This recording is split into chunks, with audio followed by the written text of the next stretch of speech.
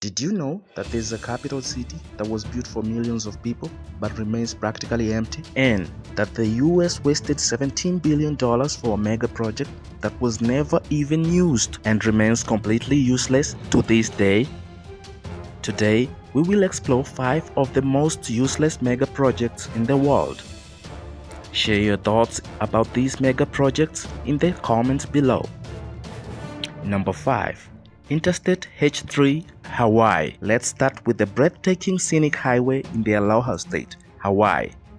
The 26-kilometer long Interstate H3 passes through one of the most stunning landscapes in the world. It is so stunning that there were genuine concerns of motorists stopping and creating traffic hazards. However, the highway is as controversial as it is beautiful. It was first proposed in 1960 with defense considerations in mind, as the highway would connect the Pearl Harbor Navy base on the south side to the Marine Corps or area stations on the east coast. The announcement of its construction was immediately met with resistance from environmental groups, as well as native Hawaiians who were worried about the massive urbanization the project would bring. Environmental laws at the time and a change of route to protect the surrounding valleys delayed the project indefinitely. 26 years later, the environmental add-ons were removed when the Congress exempted the project from environmental law and cleared the way for construction to finally begin in 1989. The highway was finally opened in 1997, almost 37 years after it was originally proposed. Interstate H3 is often considered an engineering marvel because of the difficult terrains it is built on and the advanced technology used in its construction. In addition to the numerous high-tech tunnels, the highway runs almost exclusively over viaduct to protect the local environments in the valleys below. Decades of decay, route changes, and newer but more expensive technologies meant that it was completed 5 times over the original estimated budget. The total cost of construction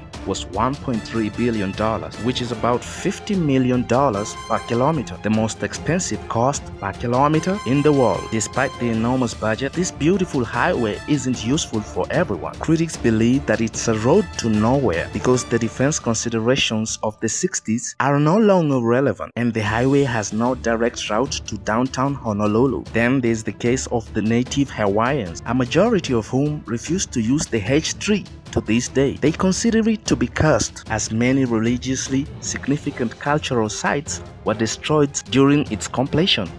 The Interstate H3 highway is certainly an achievement as far as mega projects go. However, for certain native groups it remains useless. At least it isn't completely abandoned. Number 4. Ciudad Real Central Airport, Spain. Spain is one of the prime travel destinations in Europe, and that was the key consideration when the idea for the Ciudad Real Central Airport was conceived. It was tipped to be the go-to destinations for holiday travels within Spain, as well as international visitors. The vision for this new airport was to make it an alternative to the already heavily overcrowded main airport in Madrid. The new airport had one of the top 5 longest runways in Europe and can serve 2 million passengers a year. That's a relatively low number compared to Madrid's 70 million passengers capacity. However, expansion plans were already in motion to boost the capacity of up to 10 million annually. So when it finally became operational in 2009, the $1.3 billion expense might have seemed justified. However, all these plans came into a grinding halt in 2012 when the company behind the project filed for bankruptcy. The problems began with the location of the project. While it was called the Central Airport, it wasn't central in any way, as it was located 200 kilometers away from Madrid.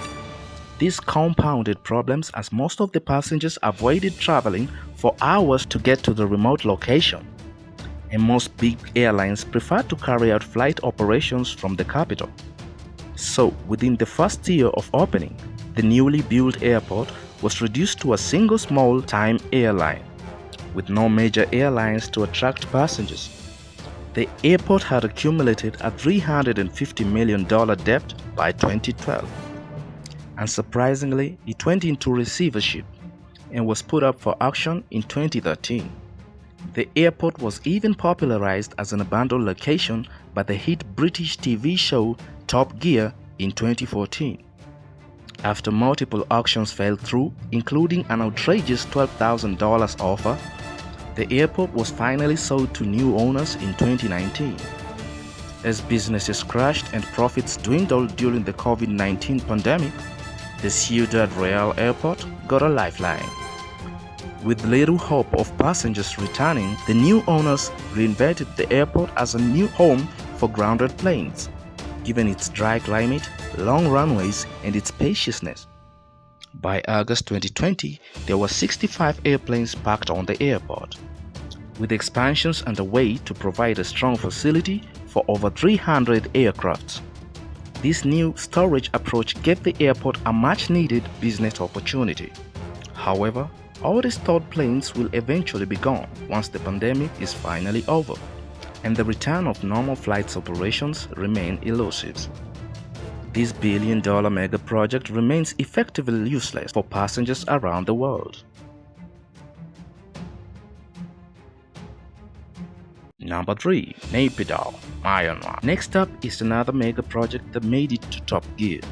Unfortunately, this isn't just a remote airport, it's the capital of Myanmar, a new capital that was built from scratch. Myanmar former military leadership started building a new capital in secret in 2002. The shifting of a country's capital isn't unheard of, as many countries including Brazil, Egypt, and Pakistan had done so in the past. In November 2005, Myanmar's leaders announced his decisions to the public, but he kept the name of a new capital a secret. It was 4 months later when he finally revealed the name, Naypyidaw, which literally means the king's residence. The reason for this sudden shift of capital wasn't clear. Some speculated that the military leadership was fearful of an attack from the sea, while others thought it was shifted on the advice of astrologists. However, a lot of it had to do with the former capital, Yangon. Yangon is home to 7 million people, and the city is said to have reached its infrastructural limit, and its population is set to double by 2050. Moreover, the coastal city was established as the capital during British rule to benefit the British Navy, so it made sense for Myanmar to shift the capital to a more central location. The new project was built swiftly, and to this date, the successive government had poured $4 billion into the city. Naypyidaw seemingly has everything to attract visitors: a 20-lane highway, over 100 luxury hotels divided into 3 hotel districts, golf courses, museums, and even a 99-meter replica of a landmark originally situated at Yangon.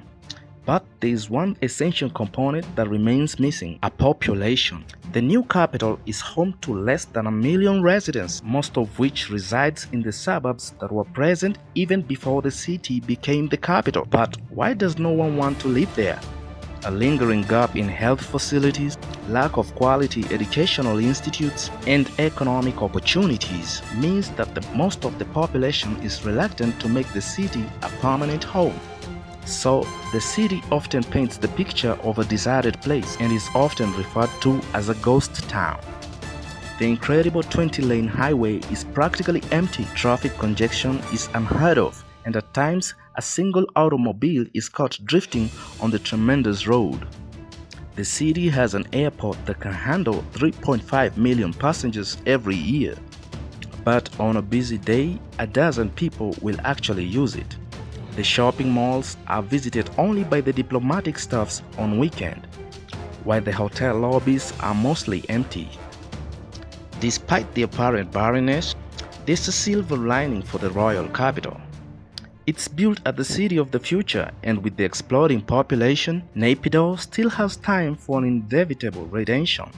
For now, it's arguably the world's strangest capital, and remains useless for much of the country's population. Number 2. Forest City, Malaysia.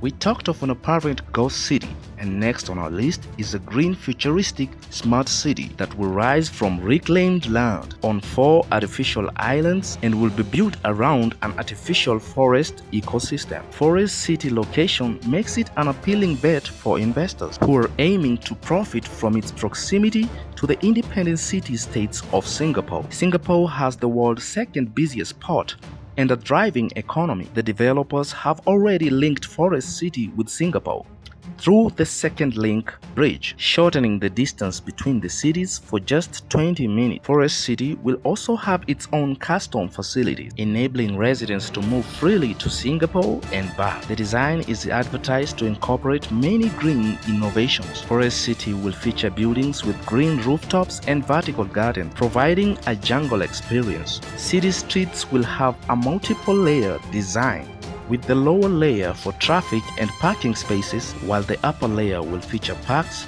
sports facilities, and transport hubs. The city will be powered exclusively with renewable energy and will be completed by 2035 at a cost of $100 billion. One of the 4 proposed islands is close to completion, with 50 apartment buildings, golf courses, swimming pools, and beaches on board. However, it's not all smooth sailing for this highly ambitious project. A multitude of economic and political hurdles are already hindering its progress. The project is being funded mainly through China, and Chinese residents virtually had a free pass to the city in the first few years of its construction. As a consequence, wealthy Chinese investors who couldn't afford soaring prices of apartments in their own country rushed to Forest City. By 2019, 80% of property owners were Chinese. Even the street signs were in Mandarin, and the few schools that were open in the area were offering Mandarin courses. The native Malaysians simply can't afford to buy these apartments,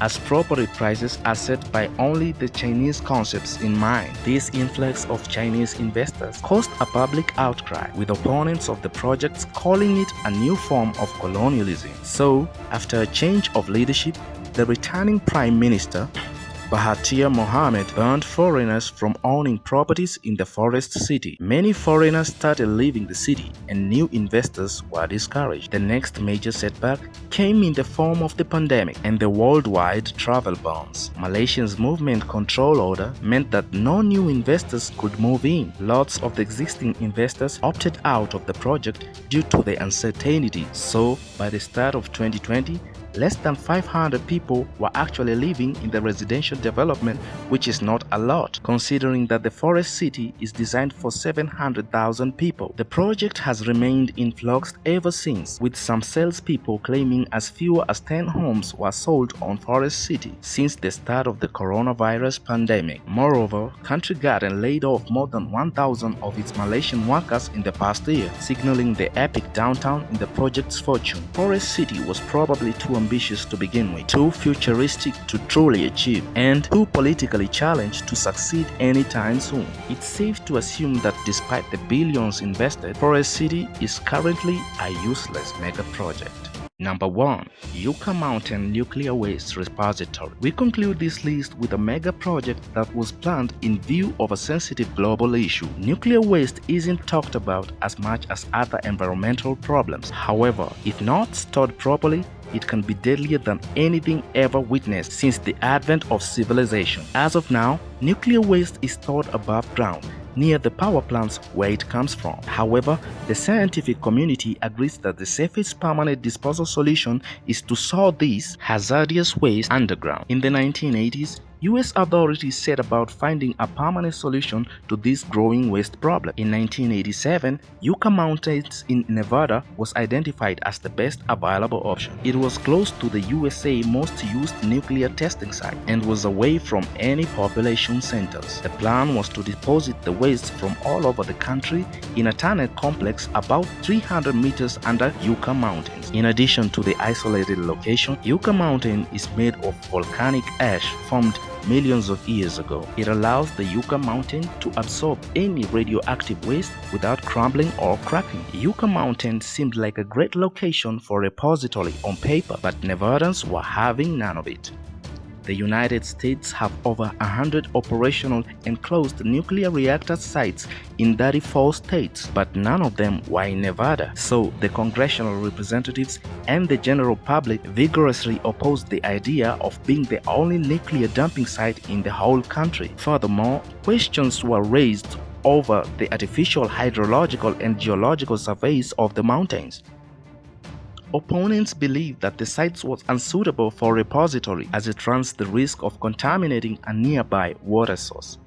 The water source flows into Amargoso Valley and is used by Native Americans who have lived in the area for centuries. Despite the opposition, the project won its approval in 2002 and the Department of Energy resumed construction. However, Nevada's opposition only grew stronger. They contended the routine exposure during the transition will stigmatize Nevada's residents and affect tourism in the state. For the opposition, the only reason Nevada was getting the repository was because of its lower population and smaller representation in Congress. By the time Barack Obama took office, the whole project had become highly politicized, and in 2010, the Obama administration deemed the project unworkable and stopped funding it. 3 years later, a federal court ordered its resumption again, but there has been little progress since. The Biden administration has clearly stated that the Yucca Mountain isn't a part of the country's plan anymore. Nevada seems to have won the battle after 4 decades. Decades of planning, legal troubles, and over $17 billion had gone to the Yucca Mountain project. But after all is said and done, it has never been used and remains a useless mega project. If you want to see more about such projects and other intriguing things happening around the world, just watch our other videos and subscribe for more upcoming ones.